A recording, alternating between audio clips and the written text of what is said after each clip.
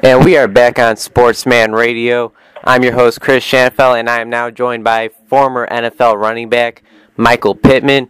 Mike, how's it going, man? It's going real good, Chris, man. How you doing? I'm good.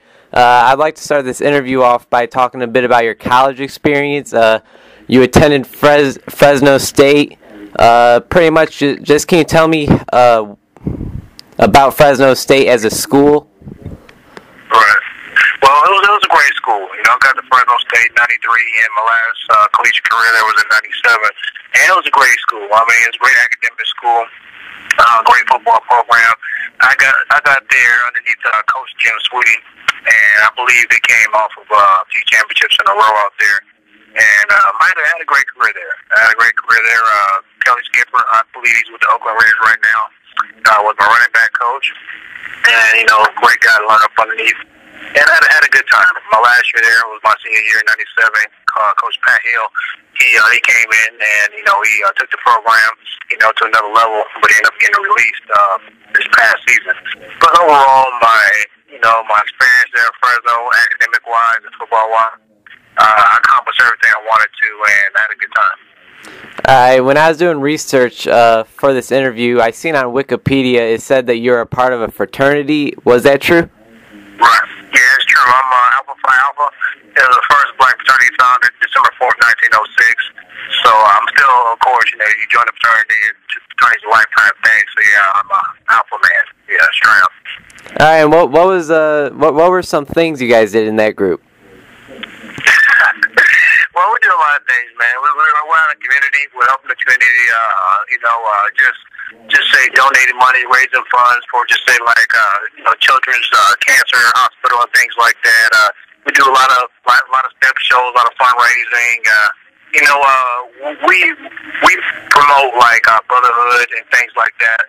Martin Luther King was an alpha man too, and that's like one of the biggest reasons why I pledge alpha. But it's a positive group, and you have to be black. It's a black fraternity, but there are a lot of white people or different minorities that are in like alphas.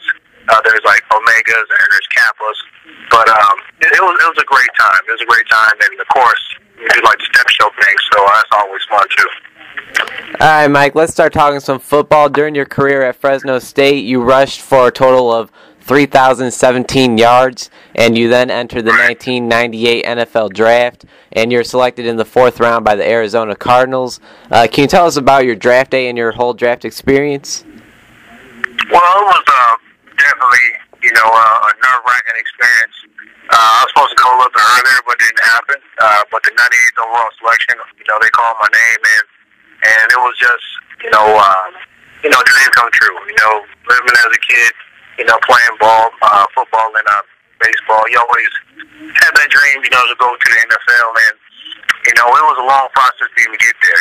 My years at Fresno, and then going to the Senior Bowl, East-West Shrine All-Star Game, and the Combine. It was very, very nerve-wracking for a young man at that time, because you want to do what you can to impress these coaches and these GMs, so you get drafted, and hopefully your name is called, because there's only 200 plus guys that get drafted every single year, and those are the best of the best.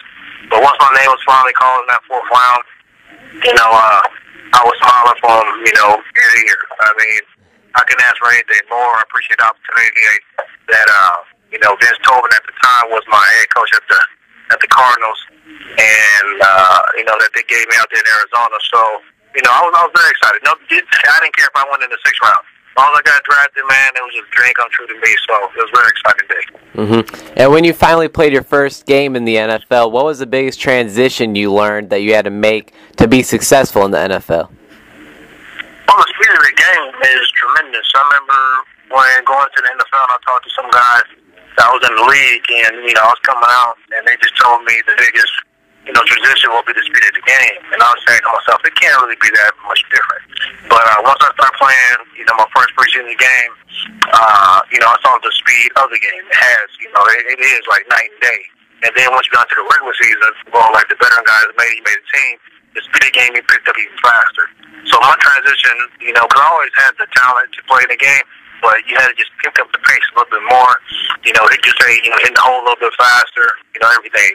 Guys coming downhill a lot faster, Ray Lewis, the type of guys. It's just a big adjustment for guys coming out of college in the NFL. All right, Mike, and during the 2002 NFL season, you and the Tampa Bay Buccaneers finished the regular season 12-4, defeated the San Francisco 49ers 31-6 in the divisional round of the playoffs, and also defeated the Philadelphia Eagles 27-10 in the NFC Championship game. You guys then went to the big game, the Super Bowl, which you had a huge impact, having 29 carries and 124 yards. The Tampa Bay Buccaneers went on to defeat the Oakland Raiders 48-21 in the Super Bowl. Mike, can you tell me about the journey yourself and the whole Buccaneers team had to go on to be the best team in the league and win the Super Bowl? Yeah, that year was a great year. That was Coach Gruden's first year as, the Bucs head coach. And, a lot of people, didn't know what to think about Gruden. They knew his history in Oakland, but, it was a little bit nervous. He was a little bit nervous, though, too. But it was my first year coming there. I was coming from Arizona. And, we just had to trust each other as a team as a whole. And we went out there. We had a great season. I got hurt early in the season, so I really didn't have the season I really wanted to.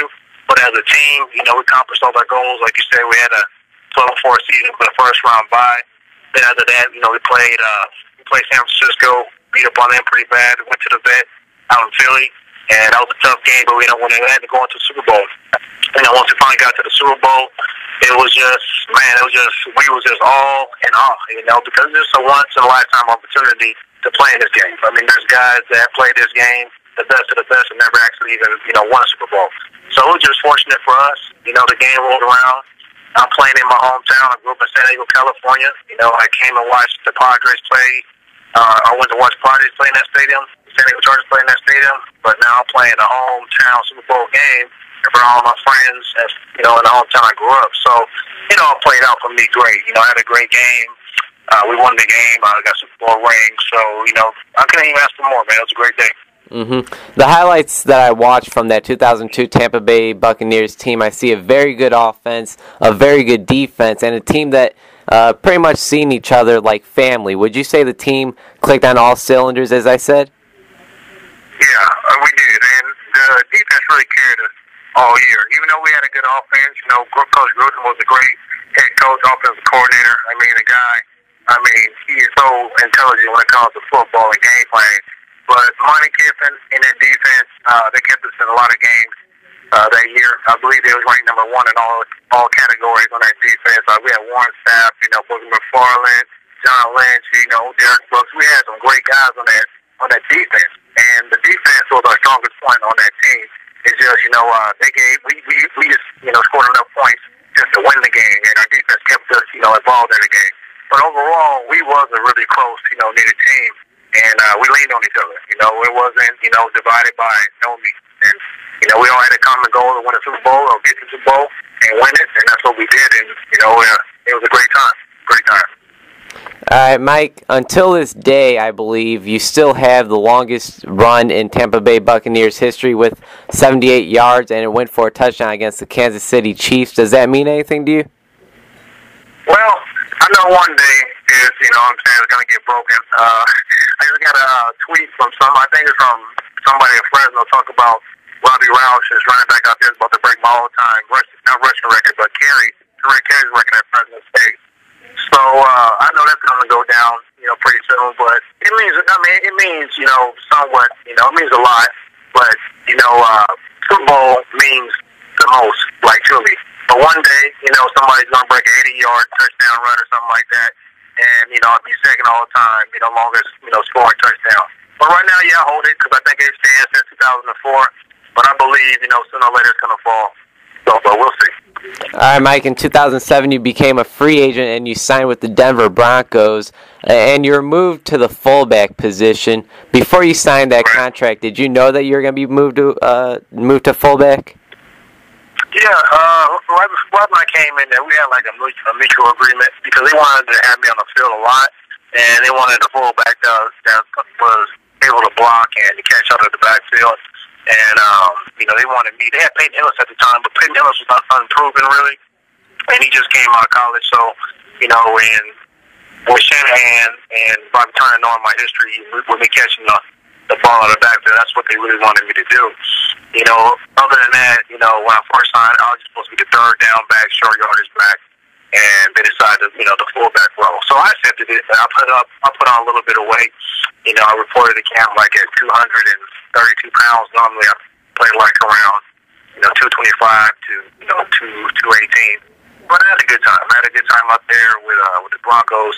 And them getting hurt in the middle of the season against the Patriots and put on injury reserve. But, you know, I appreciate the opportunity to get me out there. And, you know what I'm saying, I wish it didn't end the way it did. But that's football, though. Yeah, you mentioned the injury. It was a neck injury that placed you on IR through, Right. I believe, maybe, you played 7 games and had about 320 yards and 4 touchdowns on only 76 rushes. So you're having a pretty nice year, especially for a fullback. Then you suffered that neck injury. How did you suffer this neck injury, and how serious do you think it was? It was pretty serious. Like I said, I wasn't the same after the injury.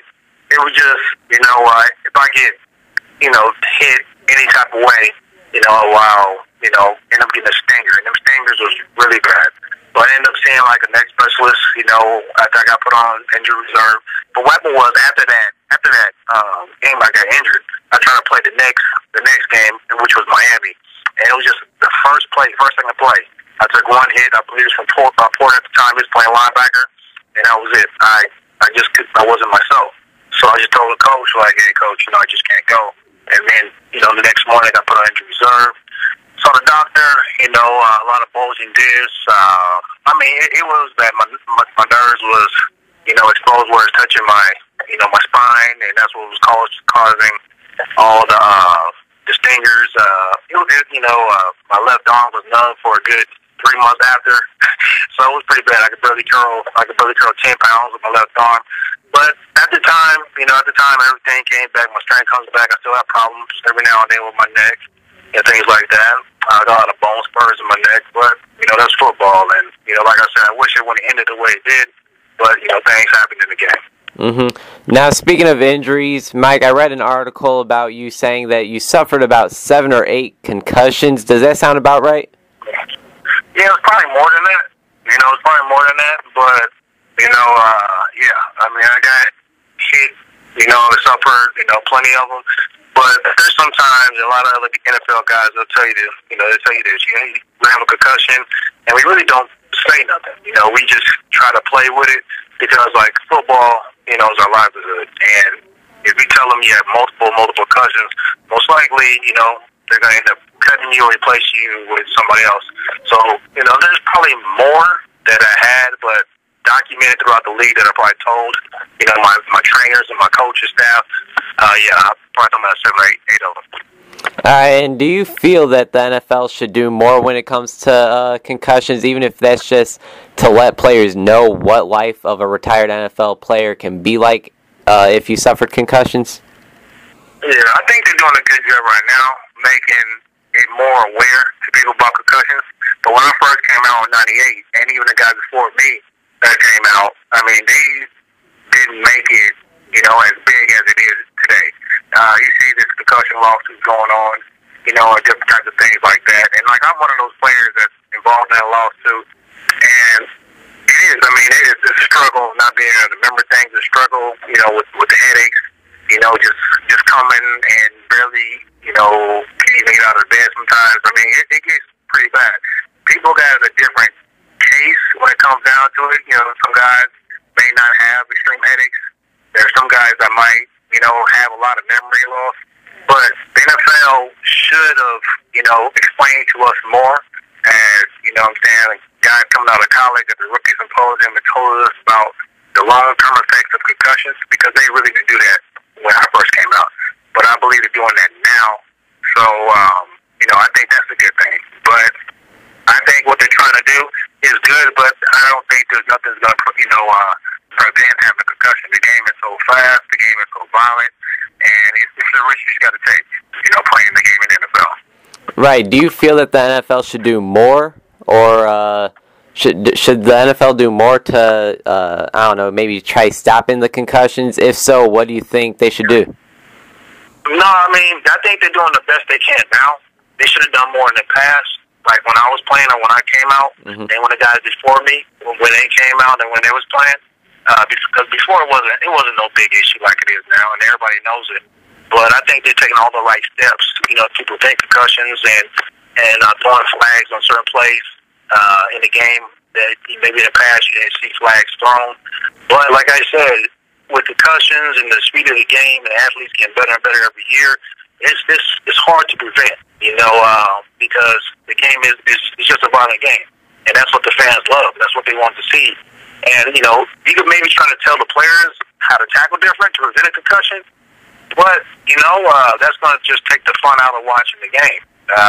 The NFL football is the #1 game in America, and that's what people want to see. And there ain't no way to really prevent it unless you take the helmets off everybody. And, of course, it's not going to be a game of football without helmets. But, like I said, I think the NFL, you know, is doing a good job, you know, right now, you know, promoting, you know, concussion awareness and things like that. But in the past, they did a very poor job at it. All right, Mike, let's switch gears here for a second. When you played in the NFL, and, of course, it wasn't that long ago, but it was more of a running type of game. Would you say so? Oh, yeah. When I played, it was unheard of seeing somebody throw 50 or 60 times. It was a more run-first offense, especially when I was with Denver. Right, and now, of course, it's a passing league. It's pretty much impossible to succeed without a good quarterback. Mike, how do you think you would impact a team nowadays since it's now a passing league? I think, honestly, I probably got a longer career, you know, to tell you the truth. Probably want to sustain a lot of hits, but being able to run routes like a receiver out in the open field, different things like that. But being a running back, you know, stature, you know, always created, you know, matchups, and that, you know, a cornerback was too small to cover me, and a linebacker was too slow, you know, to cover me. And it was just mismatches. I think I probably would have benefited a lot better nowadays because that's what they're looking to do. It's a pass league first type of league now, and you know what I'm saying. And I love catching the ball. I was known as a receiving back out of the backfield. But you know, my time is done. But I think if I was still in the league, I definitely would benefit well. You know, with the pass first type of offense nowadays. All right, Mike. Just one last topic, and that is the Tampa Bay Buccaneers this year. I really like this team. They have a nice young athletic quarterback in Josh Freeman. They have a nice 1-2 punch at the running back position with rookie Doug. Wow. Yeah, that's right. I don't know. On my I got you. Man, on my script right here, I have Doug Baldwin, which is the wide receiver for the Seahawks. I don't know. Man, all right. So Doug Martin, who is extremely talented, coming from Boise State, and of course LeGarrette Blount, who is a very strong, talented running back, and of course they've acquired 6'5" wide receiver Vincent Jackson through free agency from San Diego.